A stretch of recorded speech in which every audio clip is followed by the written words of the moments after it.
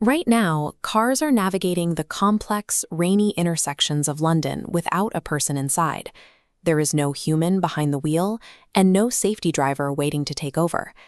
As of April 8, 2026, a fleet of modified Model 3s and purpose-built Cybercabs are operating completely unsupervised across Westminster and Berlin's Mitte district. For years, industry analysts insisted European regulations were far too strict to allow this timeline. The prevailing assumption was that tech giants with long-standing mapping projects, like Google or Uber, would be the first to crack the code of the European city. Instead, Alphabet's Waymo is trailing.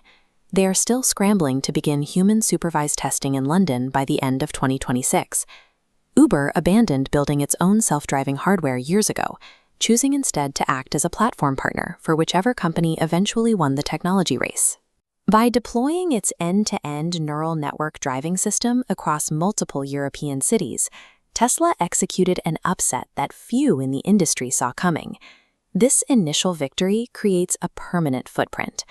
By being the first to commercialize unsupervised autonomy, Tesla is now setting the regulatory and behavioral standards that the rest of the global industry will be forced to follow. Engineering a car to drive itself is only half the battle. To launch in Europe, Tesla had to dismantle a centuries-old legal tradition of human accountability. In the United Kingdom, that breakthrough came via the Automated Vehicles Act of 2024. This law solves the problem of blame. If a driverless car crashes, the act legally shifts responsibility away from the human occupant and onto a designated authorized self-driving entity. To satisfy Transport for London, Tesla's engineering team agreed to step into that exact role. They took on total legal liability for the vehicle's actions during autonomous operation. Winning the autonomous race requires a corporation willing to bet its own balance sheet against the unpredictable nature of real-world traffic. Across the channel, Germany enacted the AFGBV directive, creating the world's first statutory basis for Level 4 autonomous driving, allowing vehicles to operate without human intervention in designated areas. Tesla gathered proof using a methodology called shadow mode. While a human stayed in control, the software ran in the background, analyzing Berlin's urban streets and the Autobahn to prove it would have made the correct decision in real time. The scale of this testing was immense. Tesla accumulated over 1.6 million kilometers of European road data and ran more than 4,500 specific track test scenarios. By demonstrating their software consistently outperformed human safety records, Tesla secured type approval from Germany's Federal Motor Transport Authority. For German regulators, safety is a verifiable metric rather than a policy goal.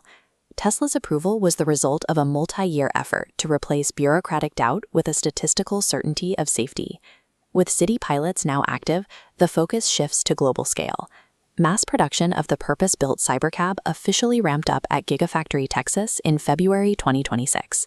Elon Musk plans to transition these limited city pilots into a fully commercial global Tesla network robotaxi service by 2027. But a new roadblock threatens that European expansion. Consumer rights groups in the EU are actively pushing back against corporate secrecy. These groups are demanding a black box data sharing requirement. This requirement compels Tesla to hand over raw neural network logs after an accident, exposing exactly how the AI thinks. Complying creates a dilemma. It risks handing billion-dollar intellectual property and trade secrets to the public and Tesla's competitors. Putting a driverless car on the road required absorbing physical and legal liability. The true battle of the autonomous age will be the war over who gets to look inside the AI's mind.